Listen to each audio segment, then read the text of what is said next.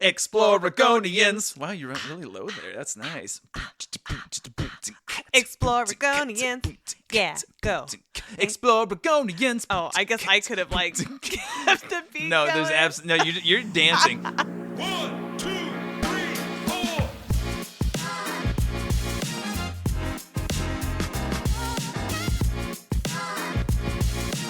Welcome to a new year of podcast stuff, and welcome to Exploragonians, a travel podcast, stories and stuff. I'm your host Jordan.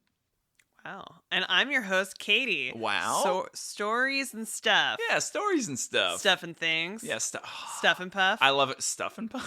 Puff and stuff. HR puffin stuff, which is not any relation to the puffin bird. But what is HR puff and stuff? Who is HR puffin stuff, I believe, is what you meant to ask. That's what I meant to A ask. classic 60s or 70s terrifying children's show. Really? HR Puffin Stuff is this large, I want to say cantaloupe looking thing. He's kind in the vein of like a Barney. He has really dark circles under his eyes, but they're supposed to be kind of like, Italian clown makeup. Have you seen it? You and I have watched a clip of HR Puffin Stuff. No. Yeah, we watched it on YouTube. Hashtag YouTube. Okay. Let's move. This time of year is kind of a weird magical time because we're still kind of like dragging from the holidays. But if you go to like your favorite grocery store, like you and I just did, new seasons. Whoa, no free pub. You better bleep that out. Bleep, bleep. Okay, we went to one of my favorite stores, bleep, bleep, a grocery store and other things. Uh-huh. Stories and things. Great. So they had all of their holiday stuff. Just prices were slashed on every peppermint flavored thing you can imagine. And so it was late. We had just gone to Zoolites, which update was awesome. And it so was a good time. next year you should go, but maybe go for a discount night. Hot tip. So we were a little hungry, a little snacky. Also, we wanted some coffee. And so you found like super discounted ice cream sandwiches that were peppermint. And as we were eating it, What? I was just going to say it was all peppermint. It was so strong. It was all toothpaste. you looked at the packaging and you're like, what's the first ingredient? Peppermint? Which I don't remember what it was. It wasn't peppermint, but it should have been. I mean, it was intense. Like, it was waking me up. Like, all of my senses were coming alive. Even my sixth sense. The one where I see Bruce Willis's ghost. I mean, even just thinking about it, I think it's waking me up. It was like, I can feel it right now. It was a dip in the cold Pacific Ocean. Yeah. It was opening the freezer and finding that your underwear was in there. And then putting it on. Yeah, I feel like it like took your breath away Yeah, like finding your underwear. in the freezer. Finally, after losing your underwear. I would say that we ate the ice cream sandwich and it was Life-changing. it was intense. Yeah. Okay. It was like licking the bottom of Santa's boot. And then you found like yogurt, A big yogurt brand. company's cold brew coffee, and it was gross. Peppermint cold brew coffee. I just took a hit of it, and Jordan loves a discount. No, it was a huge discount. It was like 75% off. I almost bought Hanukkah stuff because it was so cheap. You almost converted to Judaism. Almost. With prices this low, who Right, can say no? Right. We So, also bought some eggnog, which okay, but it was just like, is it wrong to buy eggnog in January? But then we got it, and then that felt like the wrong move. Drinking it has not. has been sparking joy. No. I haven't tried to steam it and make a latte out of it, and it was too thick to steam. Like, it was like I had put the steam wand into a vat of pudding. It was like Yeah, we didn't do it right. Something was Well, wrong. then it's not a good sign when Katie was like, oh, we should probably use it as like a sweetener alternative. Like, instead of viewing it as a milk, you're like, oh, we'll view it as sugar. Yeah. Which, I mean, anyway, so the yogurt company coffee is really good. And there's no dairy in it at all, which I think is a betrayal to its namesake. But, whatever. It's fine. Oh, so now you are enjoying it. Well, yeah. The more you drink it, the more you love it. That's how. It got us home safe, man. I was pounding man. that. I was pounding that cold brew. Okay, and then now, fast forward, and now we're here with you right now. Yeah, we're in your ears, in your heart, in your bed. What are we going to do? So we're going to talk about some stuff. We are going to tell you right now. I think it's one of my favorite stories to tell people. I've listened to you tell the story a lot. I think I'm going to listen to you tell it today. No! So we're going to the mountains of Thailand. We are going to Doi Inthanon, which is the highest peak in Thailand, in that whole country. We were there. We didn't mean to go there. I would say we didn't want to go there. We didn't know it existed. No, we were trying to go to Chiang Mai. And, well, Chiang Mai is near. So I would say if you divide Thailand, like if people here, well, okay. Okay, Thailand, the shape of Thailand, it's kind of like a goofy heart-shaped balloon. Like, the shape is crazy. And so, like, I think people are like, okay, Bangkok is like this big metropolitan city. And people are like, okay, Thailand's the big city. Then you have the islands that people know about. You know, it's like all these really picturesque beaches and blah, blah, blah. And they turn around, they're completely trashed. But it's a later episode. So, and then to the north, there is like a little cooler, a little more chill, cool hip city, supposedly, we don't know, called Chiang Mai, which is where we thought we were going. We walked through Chiang Mai like a night market. Did we go to a movie in Chiang Mai? Yep, I think we did. we walked. We walked to go see Into the Woods, and then walked back, and I was scared. This episode isn't about Chiang Mai. This episode is about Doi Inthanon, and the fact that I'm not going to say got shanghaied out of Chiang Mai, but I feel like we got shanghaied out of Chiang Mai. You know whose fault it is? Me. The Catholics. The Catholics! It's always the Catholics' fault. Thanks, Pope. So what happened was if you reflect on one of our first episodes when we went to Chonburi, Thailand, we had spent our honeymoon in Asia for 3 months. We only had round trip tickets out of Bangkok's airport, which was a mistake. We just should have done a one-way and left wherever we wanted. But we were held captive by Thailand. So we're with our friend, and we had expressed that, while we're here, I mean, it would be fun to go teach English. That seems like a thing, English speakers do in other countries. And so there were no opportunities around, but I think this got planted into our friend's brother's head. And so he had talked to his priest, who had a priest friend, who had a priest friend, who was a quote-unquote a priest in Chiang Mai who ran a school. Is what we found out. So I was like, oh, what a cool opportunity. We could hang out with elephants, children, right? Use our words. Right. And they were like, oh, and you can like stay with them, and that would be affordable and great for you. So we're like, sure. Sign me up. We'll do it. And then we were going to take the train. Yeah, so out of Bangkok, we take an overnight train to Chiang Mai, which was crazy. I mean, I feel like we slept on the train tracks. I mean, sleeping in trains, I think, can be pretty glamorous and fun. I mean, this felt like the Orient Express or something. Which I think the Orient Express is actually kind of cool. I mean, like, I don't remember being that bad. I think like it didn't leave a traumatizing. Okay, we weren't traumatized. Experience. We hung out with an annoying German boy who kept talking about rock climbing in Taipei, and then he was wearing white on white, which it was definitely past Labor Day, but he definitely got ketchup on himself. He's like, "Oh no, my pants!" We go to bed. There was this dude who flipped all the cars into beds. It was like, oh, and he was so fast going down the line, getting everybody to bed. Yeah, he kissed my hand. I was like, oh, baby, I'm married. Oh, baby. Oh, baby, I'm married. We sleep, we wake up, and we are greeted to this mountainous, jungly scenery. End up in Chiang Mai. We are meeting up with the priest. The priest is going to pick us up from the train depot. We get off. We don't have a picture. Before we got on the train, we were shown a very small, it was a thumbnail. Yeah, think about a little, like a Nokia phone or just something back in the day. Got a little, one of those tiny, tiny little screens. And we see this picture. Or it's like a student ID picture. It was small. Yeah. Okay. Yeah. Okay, so it was this is your guy. And we're like, okay, great. Put that in our memory. And this is his name.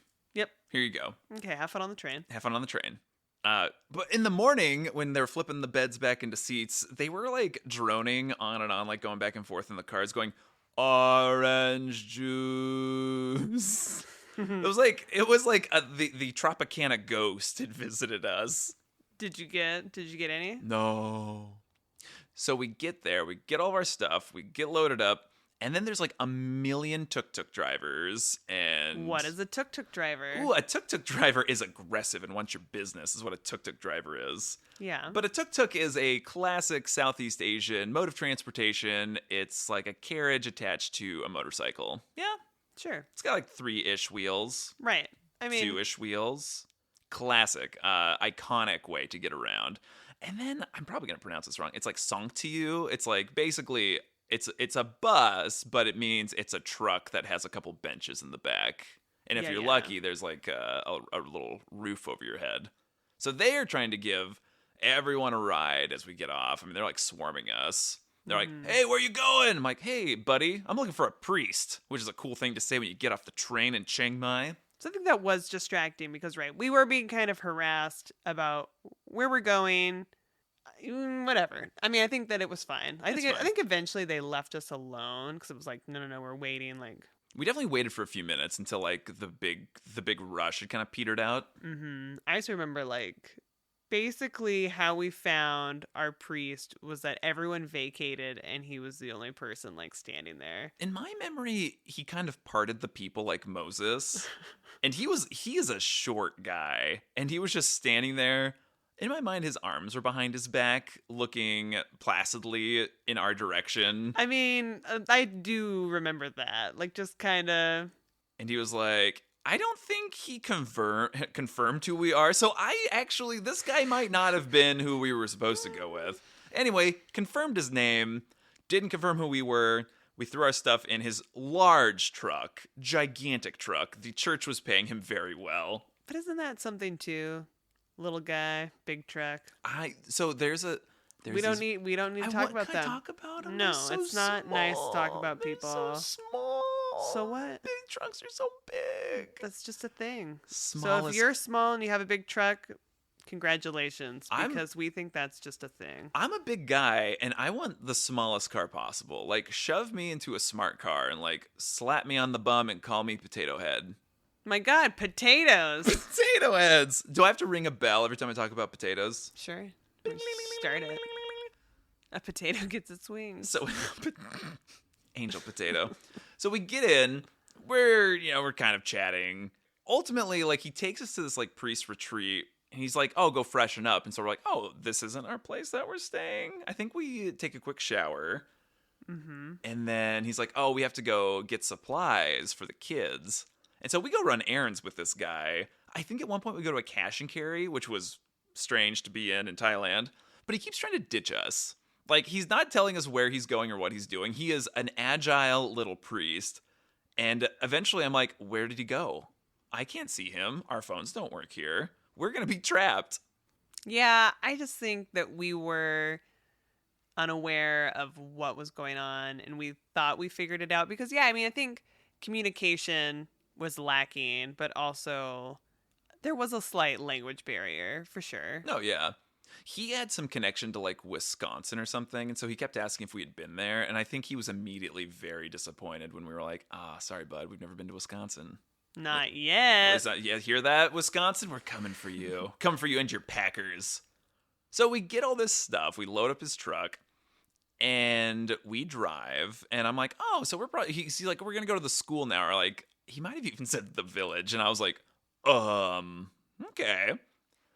And then we drive for 3 hours into more and more intense jungle conditions. I feel like there was less and less road. Yeah. Well, at one point, so we were like, I think we saw signs that we were going to a national park, and we're like, why are we in a national park? I was really confused on what we were doing. And then, yeah, he takes a turn, and he tells us he's taking a shortcut. And yeah, I think he's on dirt road, and I kind of think that dirt road vanished at some point. Yeah, I have a memory of like kind of going over like tree roots and things, like Yeah. just kind of. We forded a river at one point in his truck, And that's not a joke. We did that. Boulders. I mean, it was like we were in Indiana Jones or something. I mean, it was a little ridiculous. And so, yeah, and it was like, right, our phones don't work. We don't know who this guy is. We don't know where we're going, what we're doing. We're having a lot of trust in our friends, brothers, priests, friends, whatever. It was Pope Benedict. He was driving. But yeah, our friends down in Sriracha, they thought we were going to Chiang Mai. And so I'm sure if we had vanished, they'd be like, oh, they were in Chiang Mai. Mm-hmm. They were in Chiang Mai. At any point were you like, uh-oh?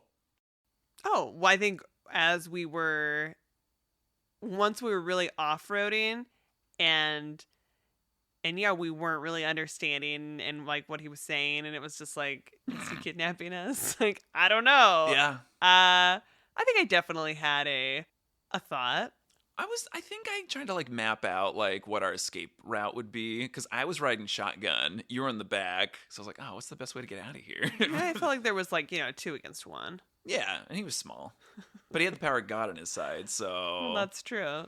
So yeah, eventually after 3 hours, like sun's getting real low. We pull up into what can be described as a village, like dirt roads, shack houses. I think the people of the village like came out to greet the truck. They ran out and swarmed the truck. Yeah. We like drove down the hill and we came to the church, and then there was a beautiful statue of you see a statue outside of like a Catholic church. You're like, oh, is it Jesus? Is it Mary? It was the Catholic missionary who brought Catholicism to the village. Do you remember what his name was? No. Neither do I. I knew that he was Italian. Oh, right. Mm-hmm. So I had found out through my research on Google Maps that at some point somebody had chronicled what this place was. So the church was called the St. Patrick Church. Ah. So again, we are coming to the realization slowly that we are near the peak, if not really, really, really close to the peak of Thailand's tallest mountain, Doi Inthanon. So Doi Inthanon, let's break it down. It is approximately 8,415 feet tall. Which I How think, does that compare to Mount Hood? well, so I was looking at a comparison because I was like, I'm going to tell Katie this is the 648th tallest mountain in the world, which I couldn't. I got on some site that chronicled what the tallest peaks are, and they're all in the Himalayas. So I was like, okay, well, this is great. Awesome. Great. Helpful. But I did find out something interesting about Doi Inthanon, and it is barely taller than Mount St. Helens. Okay. So it is the size of Mount St. Helens post-eruption. So when you see Mount St. Helens, which for all of you not in the know, Mount St. Helens currently exists. It is a Washington mountain that erupted in the 80s, and it's blew its top, shot ash everywhere. My grandparents collected that ash, and they have a jar of it. Maybe one day we'll do something with it. Somebody will be very confused one day and be like, there's a lot of ashes up here. Who died? Mm-hmm. So, and then I had a Gerber baby jar full of ash from Mount St. Helens because I thought it was the coolest thing. It's like, this is from a volcano. Did you put it in a Gerber baby jar? I think it's what we had available, man. I was fascinated like with a this. little jar? Yeah, it wasn't a big jar of Gerber. This stuff is sacred.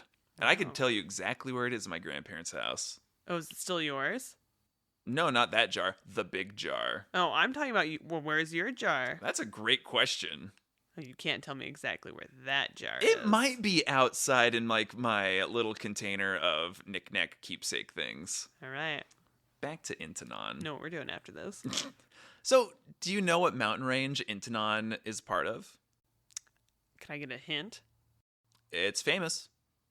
Himalayas. Yeah, it's some people consider it to be like the foothills of the Himalayas. What? Because the Himalayas, like if you can connect the mountain range all the way through like Laos and China, and it goes. Wow. Yeah. Nepal. Yeah. I mean, just insane that it is. So, Katie, we've been to the Himalayas. Finally, I'm so proud. It was ridiculous. And so we find out that we are not there at a like Catholic church Thai school. Right. We are like this story is unraveling in real time around us. We're like, wait, where the hell are we? Come to find out, we were in a village for the Karen people. Mm-hmm. So the Karen people, And we don't. Go ahead. this is just what we have gleaned, what we were told. The Karen people are an ethnic minority. I think there's some connection to like Chinese Tibetan people, but I think most of the majority of their population resides like in Myanmar / Burma. And there's definitely like political issues surrounding the Karen people there. So there's like a lot of refugees out and about. And so like we were talking about, like the goofy layout of how Thailand is shaped, it shares a border Thailand's west shares a border with Myanmar. And so when we're up in the mountain areas, like Myanmar is really, really close to there. So a lot of these Karen people, which I think one of the terms they prefer was like mountain people or hill people. They are in these like villages just in the mountains, and they are living fairly like super modestly, borderline impoverished, but I think they want it that way, or like culturally, like that's like what they're doing.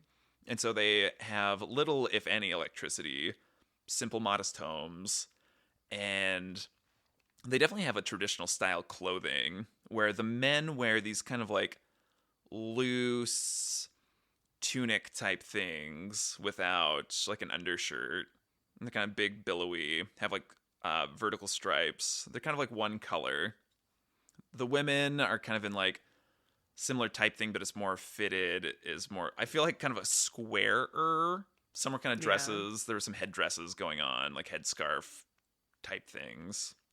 Yeah, so we got to this village where what little Thai that we had picked up like was pretty much fundamentally useless for these people because they spoke a Karen language. Yeah, so that was like, I just remember being like blown away by this, just kind of blindsided of like, right, we're not in Chiang Mai, we're not with these Thai people, we're what are we doing? We're interacting with a completely different culture than we expected. Right, and interesting to be amongst the Catholics in Thailand that is primarily, Buddhist and Muslim. And that extends to the Karen people too. I think most of them, I don't think they're Muslim, but I think most of them are some sect of Buddhism, and then some animism. And I think, depending on who you ask, I think like a Christianity type religion makes up about 15% of the population. I had in our journal missionaries. I had in our journal that maybe the priest told us that like 50%, like half of them are Christian. I was like, I don't think that's true. Anyway. So, but for you love engaging in different cultures, finding out new things. So what were you thinking about when you found out that we were now dealing with this completely new culture? Knowing me, I was happy with it. I was good. It's like, sure. Yeah, I think what I wasn't stoked about was the Catholicism. Right. Because there was and this is like in our first couple interactions, people were excited. And then, right, we didn't have like a shared language, but they would be like, oh, are you Catholic? And Jordan could be like, I was raised Catholic. And I was like, oh, I was raised Methodist. And just like the look on their faces. Oh, yeah. Everyone was like instantly turned off. And it was just like disappointed that I wasn't Catholic. And so I was like, that's okay. And it was interesting because the school was there. And so, yeah, you're like in this impoverished looking area. But I also think they had like nice vehicles. Like everyone had there was like nice motorcycles, nice trucks. But like stuff that had to run. When you think about like how far away they were from other areas. Yeah, I don't know. Yeah, it's interesting to reflect on. But then, right, and it was like the Thai government was like, okay, well, you guys have to have a school here. Well, I don't know. Like, we never got that story. Because, like, it was a government-run school, but it wasn't necessarily in the village. Like, it was... And all the teachers weren't Karen. Mm-hmm. Like, they came from elsewhere right. to come and teach. And so I just assume... I mean, yeah, we don't know. And that's not why you're listening to this. Yeah, you're not here to get the facts. You're here to get the dirt. This is just our interpretation. So, yeah, I would assume that...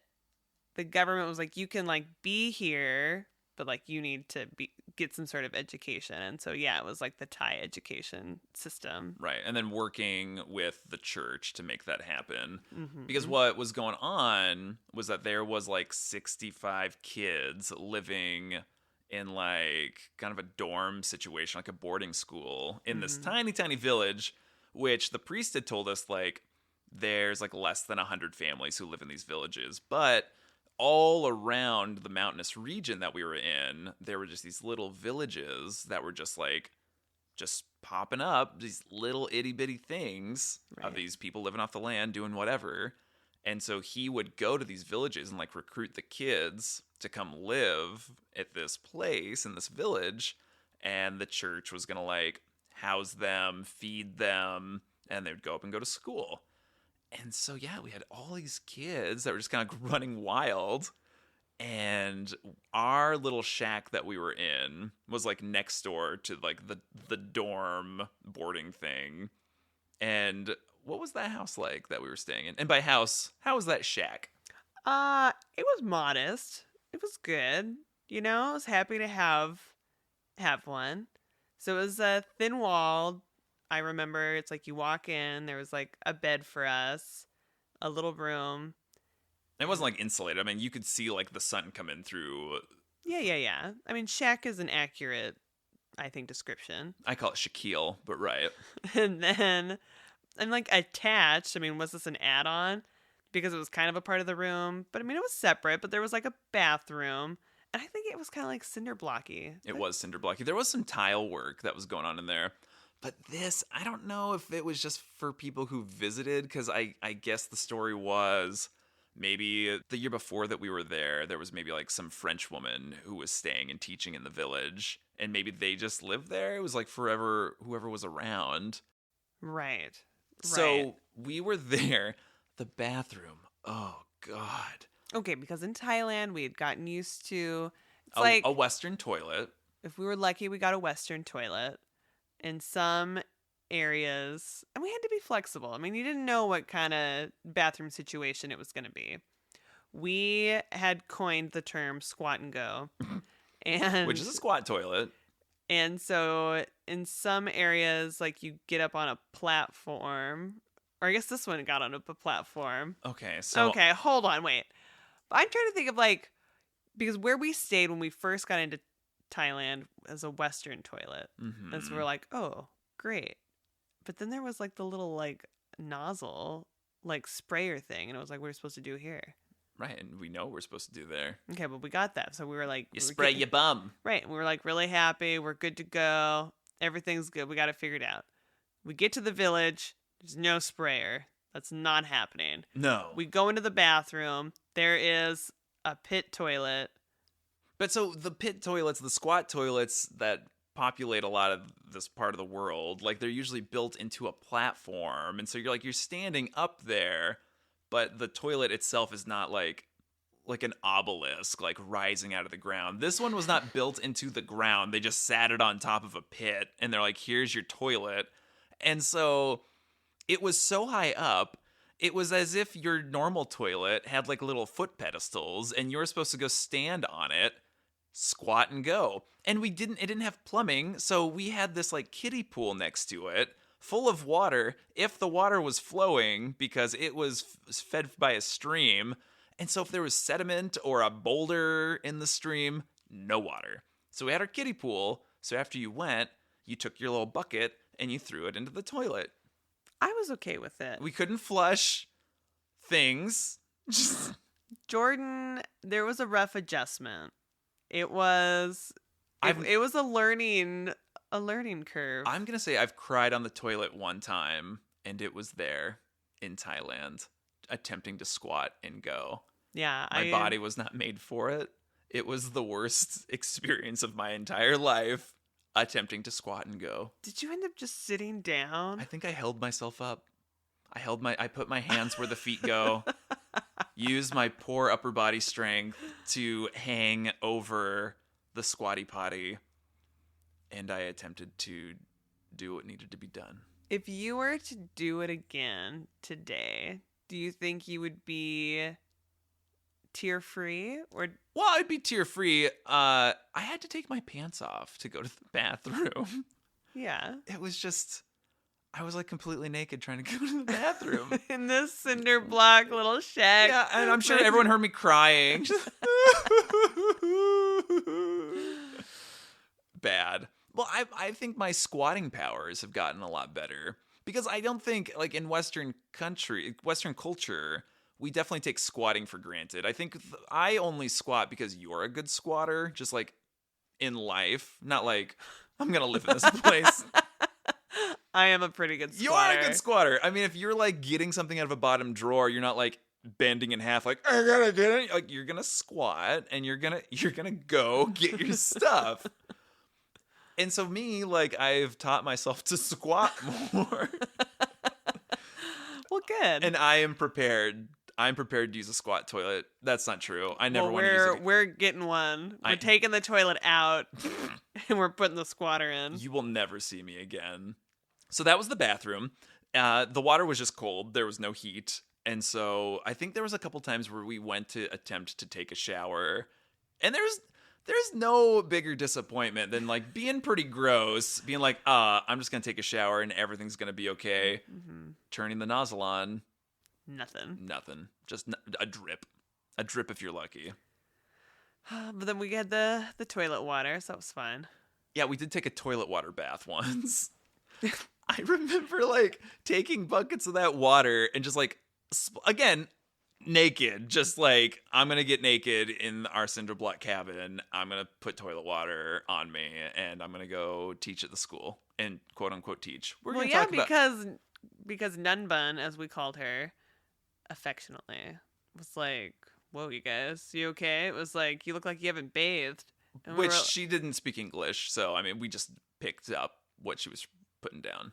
So I mean, It must have been bad. it must have been bad. You guys look bad. But yeah, we were up on top of the mountain, and so it wasn't as like hot as the rest of Thailand, and so really it was a pretty mild temperature. We could have been in the Pacific Northwest. It was really. this Like, time of year. It was January, and we wore our sweatshirts. which was good because we had been overheating for sure. And that's not good because it was like a pretty cold time of the year when we were in the hot part of Thailand anyway. So yeah, the climate was really good because we were in the mountains. There were no mosquitoes. And that was really good because I was like pretty much convinced that I had gotten malaria at that point. Aww. So again, we're painting the picture. We're getting into this village as it's like getting dark. And we see like all the kids are out and about. They're playing with soccer balls, sticks, and then a bunch were sitting at these like stone bench tables that were kind of dotted around the area playing checkers because there was a checkerboard/chessboard built into it. But they were playing checkers with different size rocks. And I loved the ingenuity of that. Yeah, which we could do that. At one point, I was to like bond with the children. We were playing checkers with them. And it was like 7 against 1. Like all these kids were like gathered around this kid who was like, I'm going to kick your ass in checkers. And I was like, okay, kid, let's go. And I beat him. But like all 7 of the kids were like trying to coach him, help him out. Man, I smoked him. I smoked him every time. I remember because I wasn't there. I think. What were you doing? See, I wonder if I like went into the shack, went to the bathroom, like, because I remember coming out and then seeing you surrounded by these children that were like, no, yeah, and. Yeah, so the kids, like, I kind of wish that we'd gotten more of like their stories, which we wouldn't have been able to, but. We don't know what kind of conditions that they grew up in, like what their situation was like. It was just really interesting to be like, oh, like you're not at home. Like you're just in this like little boarding school thing going to school. And there were some young kids there. I mean, I think there was like 6, 7-year-olds. I don't know what kind of like supervision they had with like getting themselves ready in the morning. I think they were pretty independent. But yeah, so our priest had, I think 2 nuns were there in the village. I think the younger nun was in charge of like making food for the kids. I kind of think Nun Bun, who was the elder of the 2, I think she was also in charge of cooking. But Nun Bun was the greatest chef that we've ever met in our life. She was so good. Everything she made was just super delicious. And I think she was making fish almost every day. Oh, yeah. Again, we're in the mountains, so I'm like, where'd that fish come from? I know. And I don't even know. Like, it was like, but it came on the plate and then it just looked like It was a fish. it was a fish. Maybe she had, like, gutted it, but that was the extent of it. I mean, the head was there, the tail was there. She did not prepare little fillets for us. No. But again, it's that idea of, like, Thai style, like this family style meal. And so, yeah, she'd bring out, like, I don't know, a red snapper, and it was, like, in front of us. And I don't know what the meal situation was, but it was always, like, nun bun, priest, and it was you and I having dinner. So I don't know what the situation was normally, if, like, they usually had other people that they were with, or... Right. I don't know. Yeah, priest would do a little prayer, and then he would grab the tail of this fish, and he would yoink it all out. He'd yank the spine out, and then we'd just kind of like divvy up the meat. Uh-huh. And the flavors, it was so good. Everything she made was divine. I know. And she even had these rustic like clay pot type things, and she was like roasting peppers in them at one point. I mean, she was a rock star. She was like doing laundry, and their laundry situation is not what you're thinking. It was like a hose with a sock on the end, feeding a barrel. I don't know what's happening. She's getting it done. She was getting it done. But she was so bubbly, and she was always like ready to attempt to engage with us, even though she had no English. And we don't know if she was Karen or if she was Thai. I'm assuming she was Thai. I'm also assuming that, but yeah, I mean, it's hard to not really know what her story was, because yeah, we just felt so much love and sincerity from her. I hope she's alive. Aw. So there is something that we were learning about, like, culturally with the Karen people, is that as a culture, like, they're very adverse to confrontation. And so we had found out that if there was any sort of confrontation, time out, there is a gigantic rainbow behind Katie. It's just this enormous, like, Lucky Charms-esque thing, because it is stormy right now. Giant, but not, Giant, but not. but not vibrant. Yeah. I was expecting giant and vibrant. Well, we all do at some point, Skittles lady. So just in case you too were thinking it was going to be vibrant, it's not. So the Karen people, like, when they have an issue, like, they will just, like, move from their village. And it doesn't matter if, like, they have all their family that live there. Like, they'll just pack up and go. And so we had found out from one of the teachers that maybe a lot of the families who live in these villages most of them are, like, related. And so, according to this teacher, that oftentimes there's, like, incestual baby problems going on. And also, like, suicide was really high with the Karen people because they just don't resolve their problems culturally, again, is what we were told. And so all these are, like, really sad. And the Karen people also, so there is a big tourism industry on the outskirts of Chiang Mai toward the mountains. We were 3 hours away, so we avoided this. But there's, like, big tourist attractions for Karen. The tribes of Karen people, I think some people call them the Red Karen, but they're the ones with the long necks with the rings around their neck. But why is their neck so long? Because the rings are pushing down their collarbones. Anyway, you know what the issue is? Doing stuff for the gram, right? This is all about, like, a photo op and, like, making money. And I think, like, in Thailand specifically, we were just noticing the effects of tourism and just, like, the negative impact. But yeah, again, tourism can, like, crush and reshape culture to financially benefit. Yeah. So thankfully, like, we were up in more of an area where they were actually, like, living. The elders weren't impressed with us because we didn't speak Karen and we weren't missionaries. And I had read in the guidebook, if you do end up, like, in a Karen village, do not ask about opium because apparently it grows up there, I think. And I think the village elders, like, all their mouths were stained red because they ate, like, the betel nut. And that was, like, apparently it's horrific for you. It causes oral cancer. But apparently it's, like, gives you a boost. It's even better than caffeine. So I guess, Katie, that's what you need, because I need some betel nut. We all need betel nut. Man. So we go to bed in our shack. I kind of think it was, like, two beds pushed up against each other. Yes. But thankfully, because of, like, their deep Catholicism, thank goodness we were married, because then we were able to stay in there together. Mm-hmm. So we had our beds that were pushed up against each other. And the next morning, because I think we were just exhausted from traveling, the roosters started crowing at about 5 a.m. And You think it was 5? That's what I had written in the journal. Okay. It could have been earlier. Let's say 4. You want to go 4? You want to No, go for it? Stick with 5. And then they just incessantly cock-a-doodle-dooed for Forever. like 4 hours. Yeah. Well into the morning hours. It's like, what are you trying to do right now? Bug you. Bug you. It was so strange too, like walking out that first morning and like actually getting us like seeing where we were. I agree. I do remember just this like awe of like, oh, we are like up top. It was high. Just Mountain and jungle. mm-hmm. For like forever. For all of it, for as far as the eye could see. And also this like realization that we are here, we are stuck here. We have no way. I mean, even if we were to leave, like where would we go? Because we didn't even really know where we were. I think at one point we got enough cell service. I don't even think cell service. I think we got enough internet to like open Google Maps to like see like where the dot was. And I still think we were like, it's mountain. I don't know where we are. And then, yeah, so we walk out. And the village, I mean, we were in the hills. Like, it wasn't necessarily like a valley. So, I mean, there was like, everything was kind of tiered and terraced. And like, you could go down, you could go up.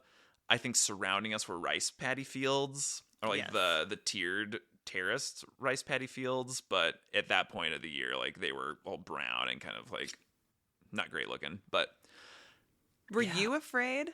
I wasn't afraid. I was, because at that point, I mean, we've been traveling for a couple weeks at that point, and This is your first trip abroad. yeah, So Jordan's 2 weeks in. 2 weeks in, and we're in the village.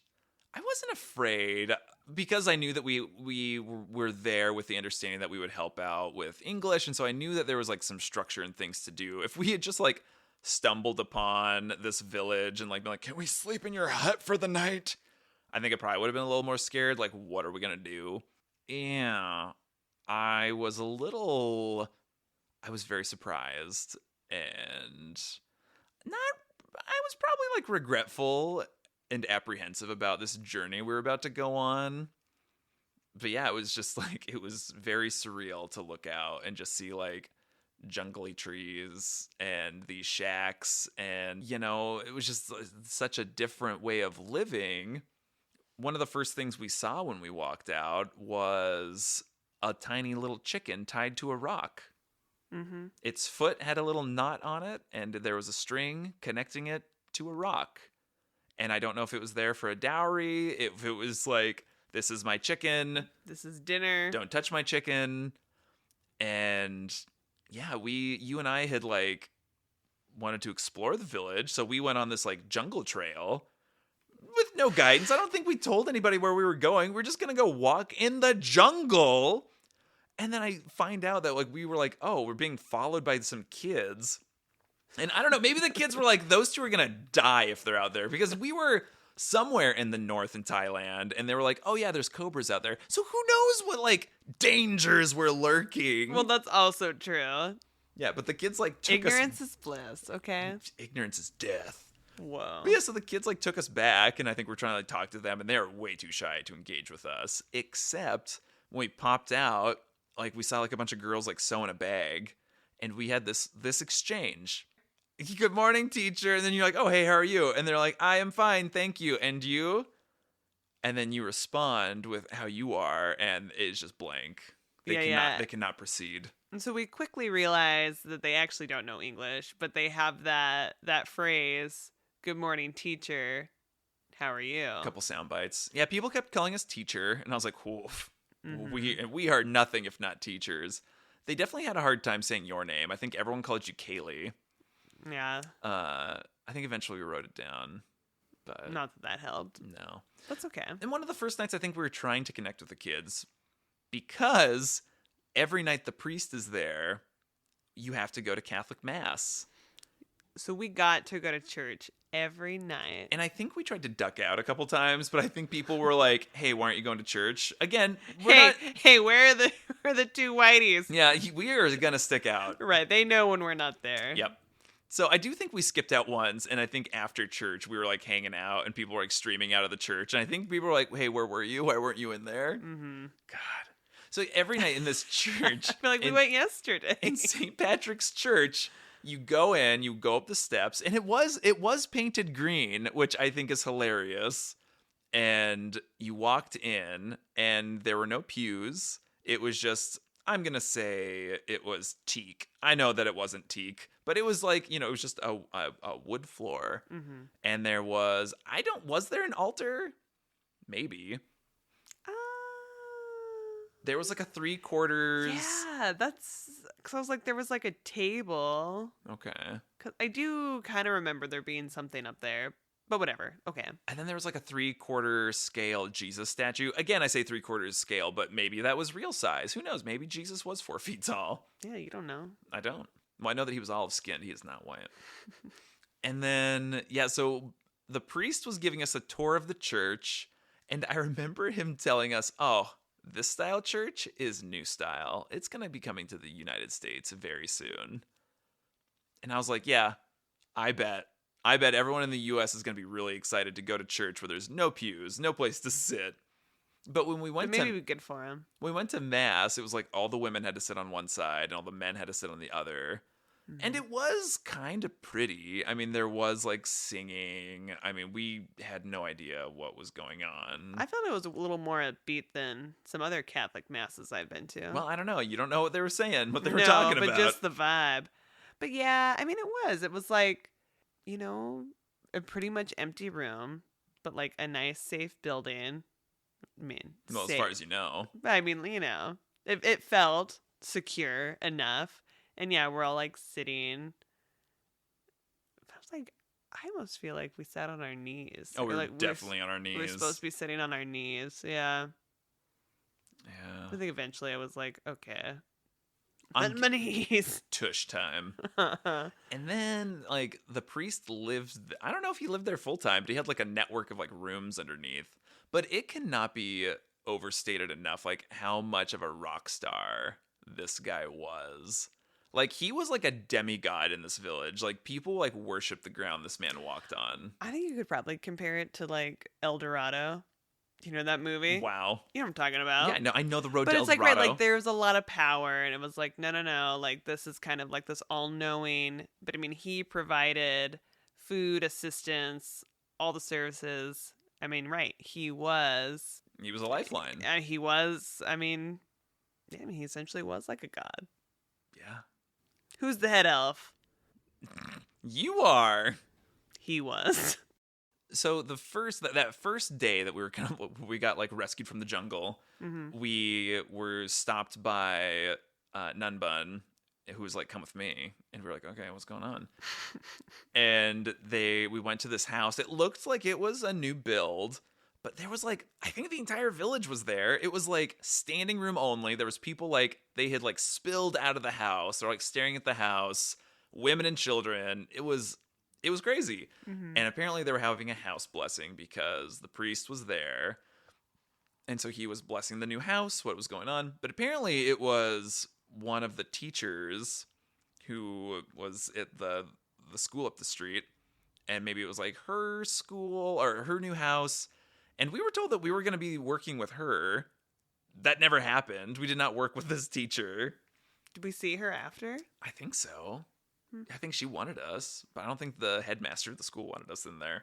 Oh. Anyway, that's a story for next time because this is only part Maybe. one. I'm like, man, you think it had to do because it was like you, like a man, and like in her, I don't know. Okay, I'll have to get back to this. Okay, whatever. So Who we go to the knows? house blessing, and then we are invited to go up with the elite of the village. And so we walk up these very, very steep steps to get upstairs. Because again, there's kind of a small footprint for a house. But we go up, and they have all these mats that are laid out. And the Karen people, I don't know if it was just what was available, but these mats like dug into your skin. They're like plastic woven mats, right. hard plastic mats. And it's just gonna dig right in. Mm-hmm. But we go and sit down, and it was like kind of like the village elders were there. I think you were the only woman aside from Nun Bun. Yeah. And so we have like food that was like we can like grab whatever we want because again we're all like sitting around this like smorgasbord that's out there. Priesty boy like leads some prayers and then we eat. And then come to find out they have a beverage that they have for house blessings. Also, the food was really hot. It was really spicy. Really. I mean, it was like there was Thai spice, and then we were going to up it even more, which was like, okay. I don't know that that was necessary. Like, let's get another spoonful of rice in here. Yeah. I'm like, I need all rice. You know, I was like, guys, do you realize I have to go use the squat and go if I eat too much of this? And I know I can't use that. It was, yeah, I mean, it was like almost gonna make you pass out. It was like some of those dishes were hot, and no one was there to guide you through what was spicy and what was not spicy. Nope, they were just offering it to you, and you're the honored guest. So Yes, I will eat that. Yes, I will. Wow. When you're kind of like not forced to eat spicy things, but it feels like to be a respectful guest that you should eat it. I think I ate way too much of that spicy food. Mm-hmm. Well, and we were hungry, and it was just like, oh my God. Okay, so we have fire on a plate, but then it's like to rinse it down, then we're also going to rinse it down with some rice whiskey fire, I would say. But they made that rice whiskey there. And from so, the rice fields. So did someone have like a still? Like what was going on there? How did they Well, make that rice whiskey? These are the questions So that we it's don't have the answers to. They clearly didn't age it in an oak barrel or anything with like a char on the inside or a bourbon barrel.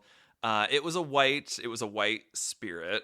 Mm-hmm. And we were told in Karen culture that to have a productive day, you need to consume all the rice whiskey that's brought to the table. And so there was probably, 8 of us in this room?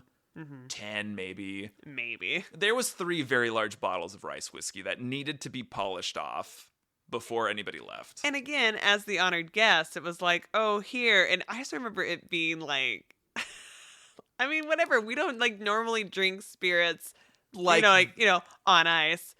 Drink it. No. We're drinking that straight. Or doing any shots or anything. Yeah. I just. Yeah, we're not casually sipping on scotch.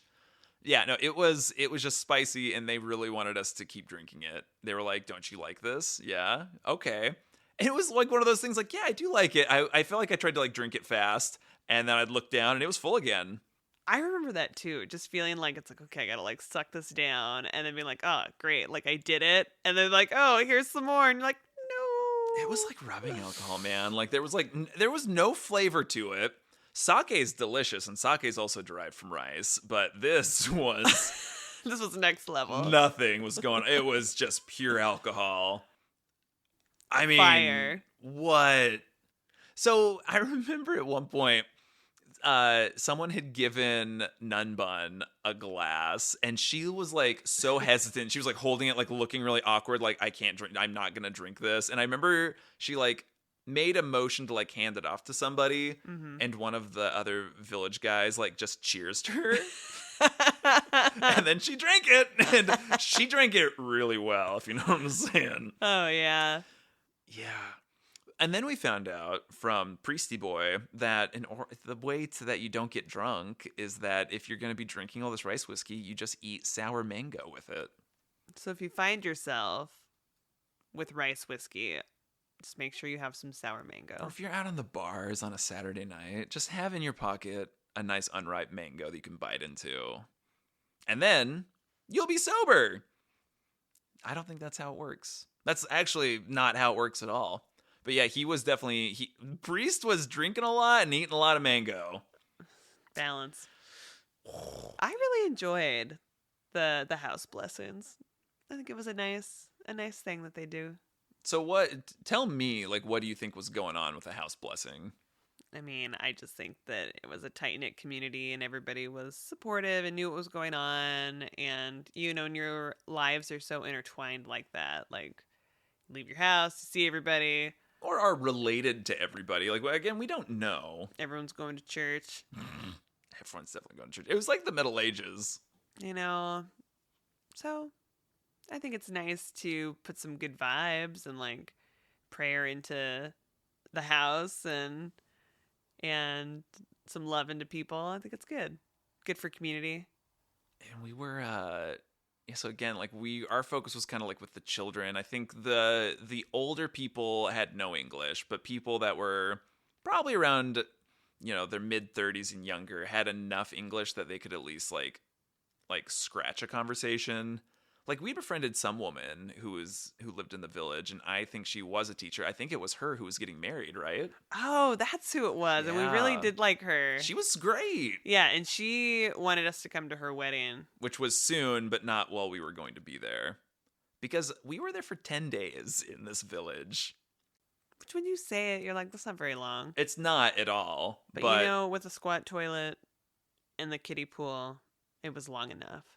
And yeah, we had tried to like attempt to bond with these kids, and eventually like we realized that they were too shy to like really engage with us. But some nights after church, like they'd come and like kind of corral around us going, teacher, teacher. And I think we eventually started teaching them things from outdoor school. Mm-hmm. Like we were teaching them camp songs. Like we taught these kids the horse put his foot on the ground. Because a lot of camp songs, it's like, it's nonsense. Like, this doesn't matter. Like, those are just, it's just a tune and some silly words, and we can just like do it. And it proved to work. And I mean, that's just finding ways to connect with people. And I think we taught some, semi sign language. I would say it was theatrical ASL. It's probably true. But I think that's one of my favorite memories from those like early days of being in the village is like the sun was going down, like we had just had dinner, like there wasn't many lights, there was some amount of like light going on, but we had the kids with us and we taught them You're My Sunshine with the theatrical ASL that we kind of teach at outdoor school, and it was like really cool. It was I mean, I don't think had necessarily a concept of what the words were, but the ASL was like theatrical enough that I think they could associate like what some of those words meant. So that was really cool. I agree. This is a part 1. There's at least 3 podcasts we could get out of Inthanon because we haven't even gotten to the school. We went to a smaller village that had one generator, and that was to power the church. Every once in a while when the priest came. Yeah. So we'll talk about that in a future episode. But we will leave you with that visual of us trying to teach kids how to do like some sign language and putting words to it. And so anything that you would do differently or want to do if and when we go back to this tiny village in the Mae Cham district of Thailand. I mean, so much has changed with us since then. Like, I feel like we've really upped our spicy life. I'm glad you went with food first. Spice tolerance, and our alcohol consumption. Like, I feel like I could maybe appreciate it in a different way now. And I think what obviously finding more ways to communicate, or if we spoke Karen, that would be helpful. I mean, I don't really see that happening, but if I had like a magic button to just be like, oh, and I just have that knowledge, that would be great. Well, 'cause I think all the different Karen languages, because I think there's a few of them, it's not like a romance language where you can like pick up on different things. Like they're completely different languages. Mm-hmm. Yeah. What about you? I would want to be more helpful in the village because, there was some Frenchmen who went and taught for, I think, a couple months because he has like pictures on Google. Because when I went in Google Map, I found like the village because I think he had like tagged it. And it was, so he had pictures that he did, and he had a big French mustache, and he came, I think, the summer after we were there. So maybe they're like, hey, we need someone legit to come in. And one of the pictures was like him building a house. Yeah, that would be good. I mean, I think we could have integrated into that a little easier. Maybe if we weren't together, if we had gone like individually, like we would have been kind of forced to like hang out with these people more and assimilate. Well, the other thing is, like, again, we were only there in 10 days, and we didn't know we were going to be there. And we did a lot of other things, and I think that they wanted us, like, nobody kicked us out. No. I think we were welcome to stay, and that if we'd stayed, maybe we too could have built a house. I think we would have stayed. We would have stayed longer, but our visa was running out. That's why we left. Thailand in your 30 days. All right. So, that is part 1 of our adventure on Doi Inthanon, which is of similar height of Mount St. Helens. So, where do you want to go next? I'd like to go to Central Oregon. Let's go to Bend. Ooh, Let's fancy. go to the hub. Let's bend it like Beckham. Man, Bend was like one of the most popular places to, well, not even in Oregon, but wasn't it like in the United States? It was like on a top list. Hey, why don't we save those facts for our Bend episode? Okay, well, tune in then. It's not in Eastern Oregon. Bend is not in Eastern Oregon, people. Ta-ta. Yeah, ta-ta. For now. See you in Central Oregon. TTFN. And that's it. TTFN. Ta-ta for now. 3, 2, 1.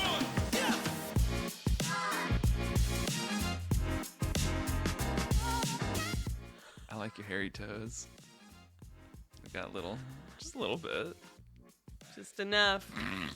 Do you like my little hairy body? Yeah, I do like your little hairy body. It makes it sound like you're a gerbil. It's a big hairy body. Big, big hairy body. From top to bottom. All right, my bottom's pretty.